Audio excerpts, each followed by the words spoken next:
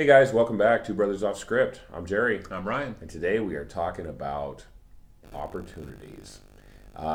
Sometimes stuff happens to us that we didn't quite expect, and I really the first thing I wanted to hit was, what if you won the lotto? Like these guys all end up broke. How do you fix that? There's the mismanagement of unexpected funds. It's if you were in control of somebody else's bank account and you didn't pull a little bit for yourself, it's like, hey, you can manage this multi-million dollar account, but first, new company car, or I'm gonna buy new gold chains for everybody, all my squad mates or whatever. Like, if you're able to take care of yourself first, and I think I've talked about this before, is being selfish isn't necessarily a bad thing. It's when you're taking care of yourself first, the smart way, and then sharing the wealth. Like, if I was to win the lotto, I wouldn't buy everybody I know a new house or a new car. Even though I've said that before, I think it depends on the monetary amount. But let's say it's a small lotto. It's a small millions, $1 million after taxes. You got to pay your taxes first. Yep. You took the lump sum because waiting 25 years to get paid is kind of dumb when you can invest and That's what they make your say. money back now. That's the first thing. They always quote like an 8.5% interest rate though, and I don't know who gets that. Like, Right. I'm not really sure who that person is who always gets 8.5% on their money. There's a huge margin there, but 4% of $1 million is still like $40,000 It's a lot. or something.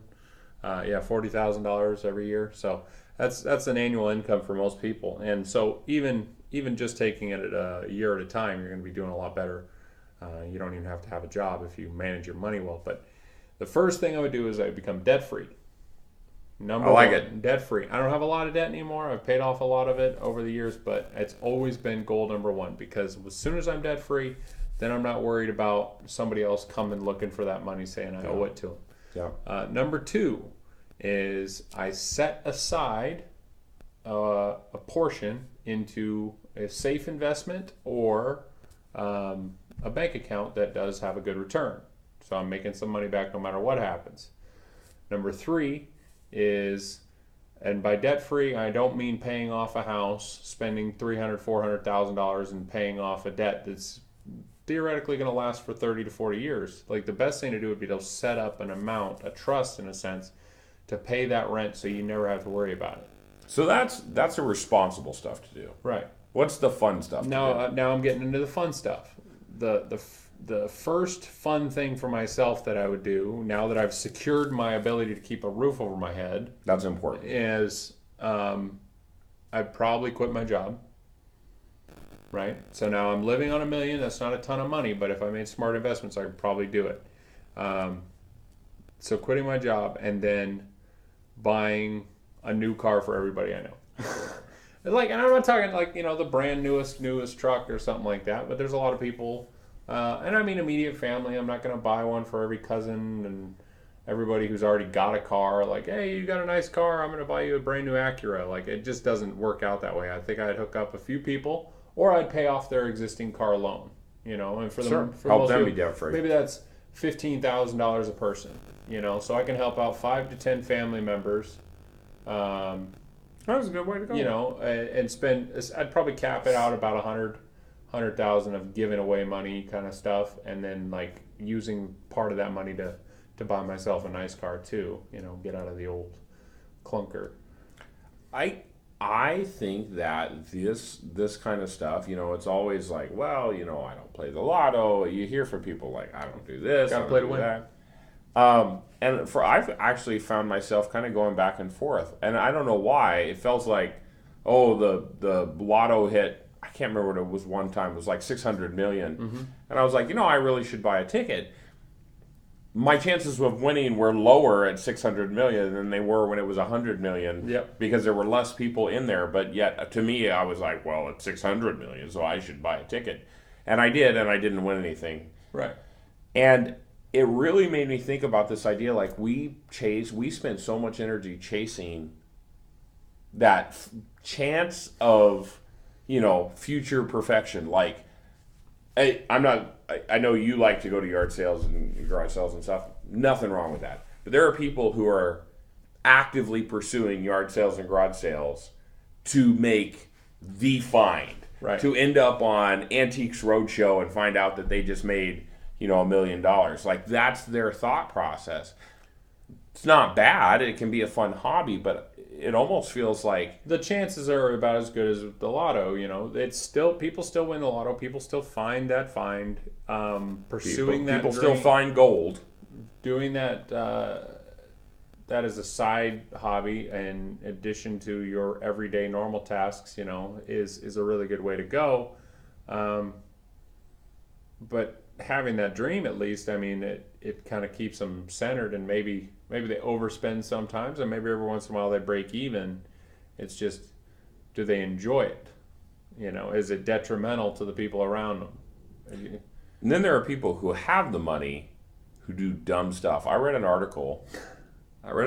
This guy was like a doctor, and he had hundreds of thousands of dollars. He shot a lion, and he was a pariah. Well, no. So this guy was like an amateur archaeologist, and he would like go buy arrowheads and stuff like that. So here he was one day. He's on a hike.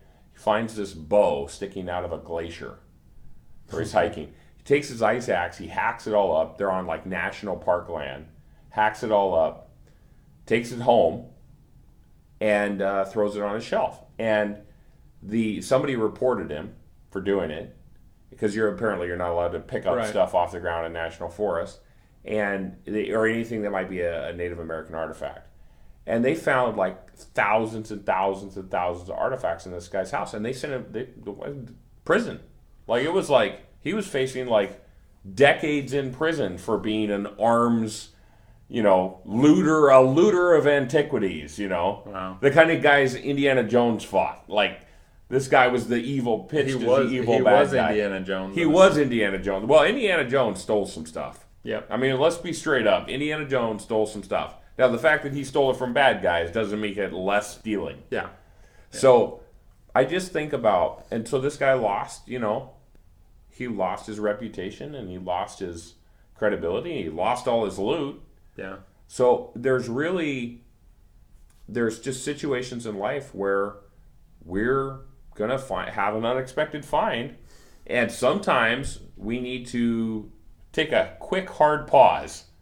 But I mean, it's habit too.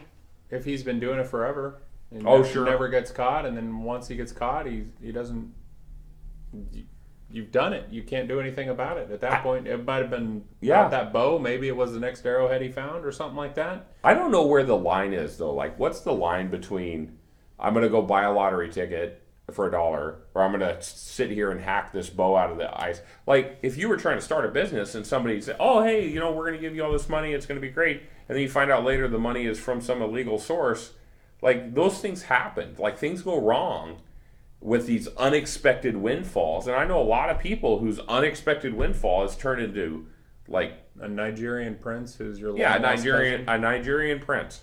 Yeah, that's possible. Who's going to help you recover the millions, right? For a small finder's But fee. they got to go in your account first. Yeah, and then you need to write them a check. I think that, well, you can be smart with your opportunities. You can still play to win, though, and you have to play to win, in a sense. Whether that guy was, if he was selling them, if he sold the bow, if he was advertising, I stole this bow off public lands, if he was just completely ignorant, or if he was willfully ignorant of the rules. I mean, there's a situation, if it was me, like, I think to make an example, they throw the book at him. Oh, they did. As a prosecutor, if I was one, I would say, I don't think I would be completely lenient. I would think that when I noticed an attitude of like arrogance, or just like, hey, whatever, you're not going to do anything about it, it's no big deal, then I'd try and throw the book at the guy. I don't know this person specifically. I don't even know the story you're telling me, except through your telling of it. But from that perspective, I would say, I'm going to make this guy give all of his finds away to museums, and then maybe give him a fine for it, just to keep the example train rolling. Right. But then I'd say, okay, don't do it again, and hopefully he learns his lesson. Now, I wouldn't outright seek to ruin his life. I see a lot of that in government seizure type situations. sure. Well, they'll accuse someone of a crime, take all their stuff away because they could be connected to a drug situation, find out that they're not connected to the drug situation, and then never give them back their stuff. Yeah. Like, that's a real thing that happens. That's terrible. I mean, I guess.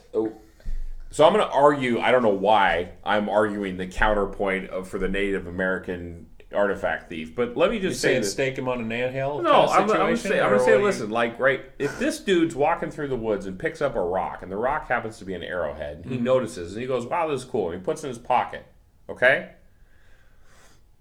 Because there's a rule that says you're not allowed to pick up rocks in the national forest, doesn't make it a good rule. But nobody it's still a else, rule. I mean, yeah, okay, but nobody else found it. Yeah. Nobody else knew it was there. It's been sitting in a stream bed for the last 100 years. It's just there. Right. Right? And there's no owner of record. Right. And so if I walk through the woods and I found somebody had left a $700 rifle sitting right there, I found it. Yeah. I can pick it up. It's exactly as deadly as that arrowhead was in its prime. Was it? Oh, yeah. Do you know what I mean? Yeah. And so this idea that somehow this guy had, Technically, destroyed the world of archaeology because he took removing garbage at that point from the forest. So I guess I feel like sometimes again, I have no idea how I'm taking this position. Like, it's blowing my mind right now that I would argue against this. But the people who were interviewed for the article was like, he's stealing our heritage and he's doing this. He's destroying our... And they find this random archaeologist who's like, oh yeah, this was total ridiculous. This is wrong. He didn't even excavate properly. We don't even know what else he could have destroyed. Yeah. Well, you didn't know it was there. Right? Like... Somebody else might have found it, or it might have gone down in an avalanche later on. Yeah, it could have. You know what? Found. It was hanging out of the ice sheet. It could have just been exposed to the sun until it was destroyed. And he saved it. Oh, and what happened to all the stuff that he actually had? They took it all. They took it and put it in a museum. Of course they took it all. Yeah, they took it all. And then they probably resold it out of the government warehouse. And it's not to be an anti-government rant. I guess I see this whole issue of I ran into an unexpected opportunity. I ran into an unexpected benefit. I ran into an unexpected thing. And you've got this whole group of people who are like, oh, don't touch it, right? Don't touch that. It's gonna be a waste of your money. You're gonna waste your money on a lottery ticket. You're gonna lose your life on this or that risky investment. And then you've got this other group of dreamers who are like, oh man, take every single opportunity and then try to flip it for everything it's worth. I just kind of almost want to live somewhere in the middle of like... When an opportunity shows up, you can assess its risk and its I'll value. do my best, and I know that's a long way to get there. Native Americans have a right to their heritage. Don't steal stuff. You're going to go to jail. Holy smokes, I'm hitting the table a lot here. I was blown away by how much these people were saying that they were, he was the destroyer of worlds. But there's a point. For finding a stick that was once used. There's a point as a curvy stick to in a rock. Following the rules. There is a point to and following there is the rules. A legal way to achieve your goals in most cases. If you're smart with your money, you don't need to win the lotto. That's true. Right? If you're making conscientious purchasing decisions, not the latest Jordans and more like the latest, I don't know, college books. College books can't help you as much anymore. I don't think so. I think that college books have always been a racket. They still are a racket. That bugs me pretty much, that you have to buy the latest book that is easily found and published online. But if you don't have the physical text, then you're technically not following the curriculum. I think there's ways around it now. I know for a fact there's ways around it, because I have had on at least 3 occasions right now. I'm really good at registering for my classes.